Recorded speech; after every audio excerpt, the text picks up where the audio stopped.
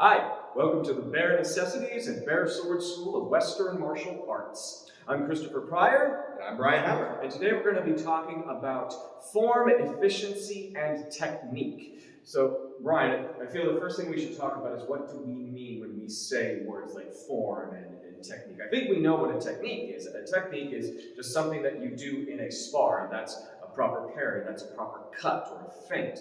I feel like that's pretty straightforward, but what does it mean to have good form with your technique?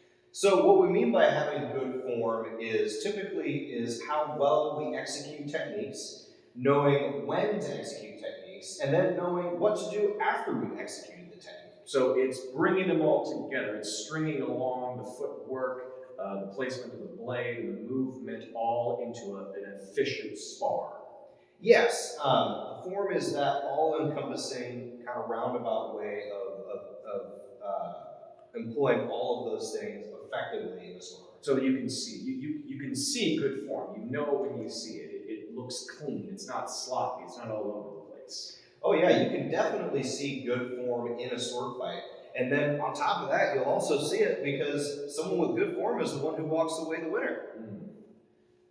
Okay, so we're saying that a fighter with good form wins, but how do we tell that a fighter is having good form? Because there's a lot of different styles for sword play, particularly with longsword. You've got many German styles, there's English styles, there's Italian, and they don't all look similar in many ways. The footwork is different, the way they execute cuts, there's little things that are different about them. So how can we tell that one is good form and one might not be good form?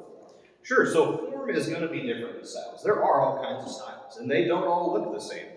But one thing with form, no matter what style you use, is if you have good form, you're going to be, you'll win through the use of faster movements, more efficient movements, and again, knowing what movements to do and when.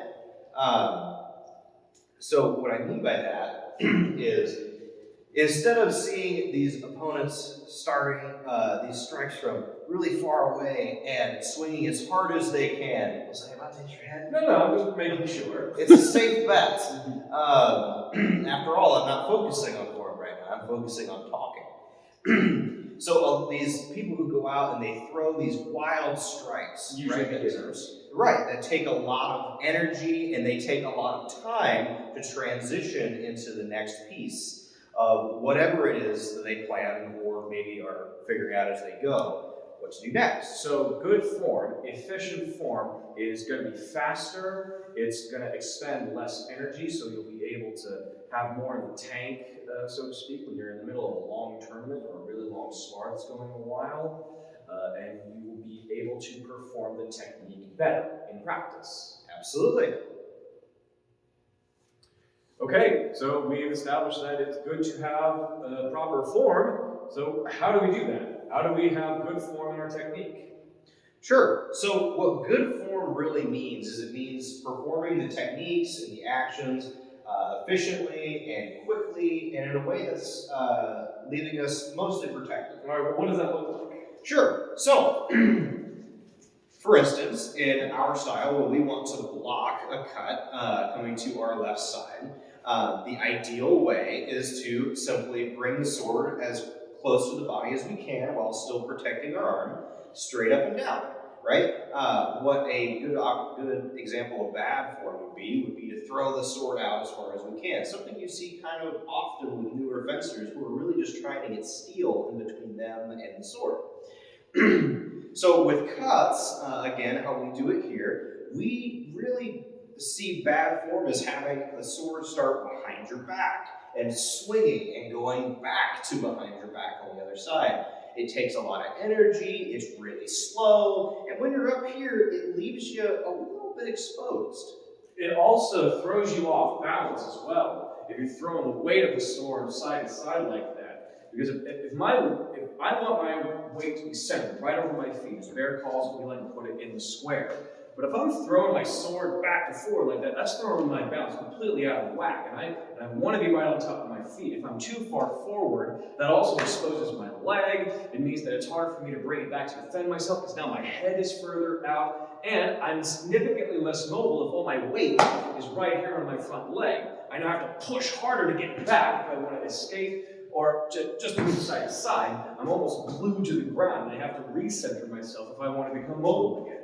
Absolutely, and just like in a lot of areas of combat, movement is life.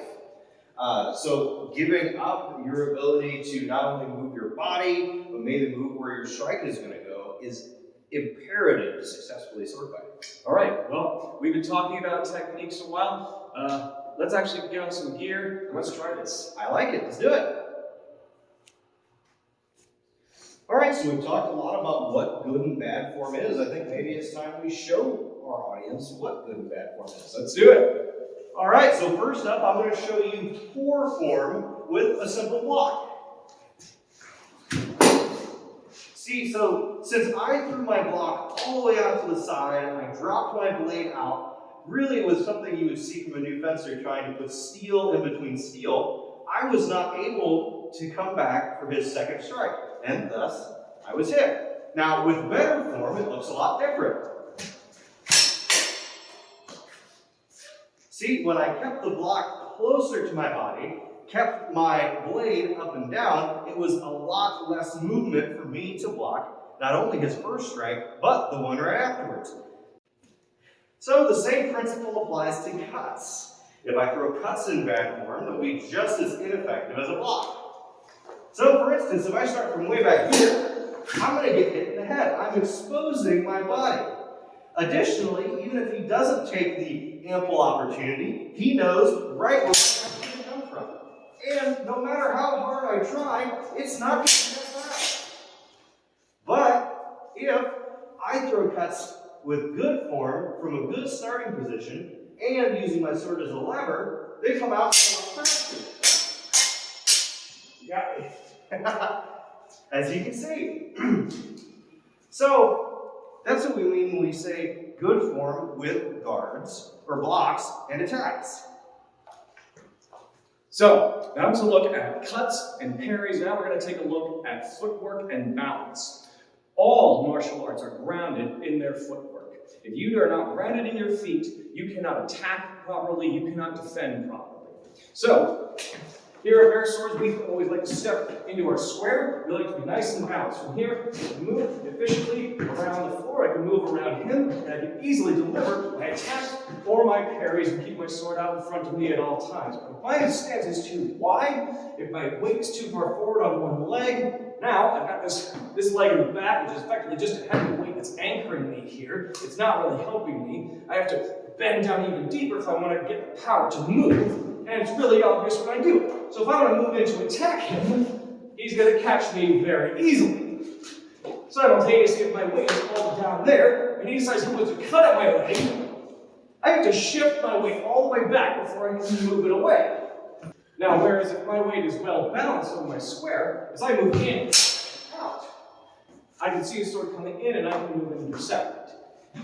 And if he decides he wants to take a cut on my leg, I can move it out of the way without any difficulty, and I can hit him in the head.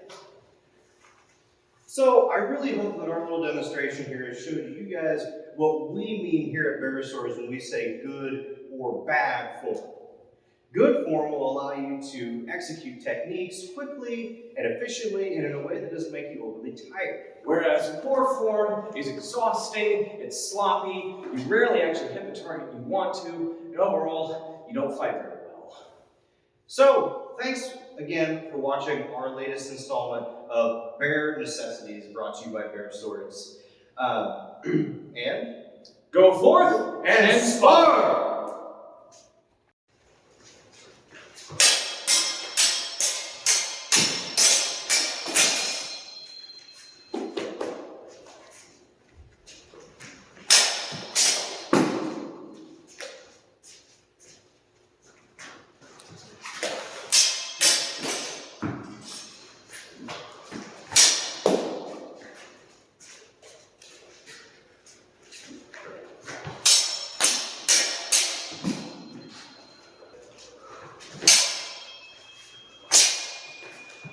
Ah, that was nice.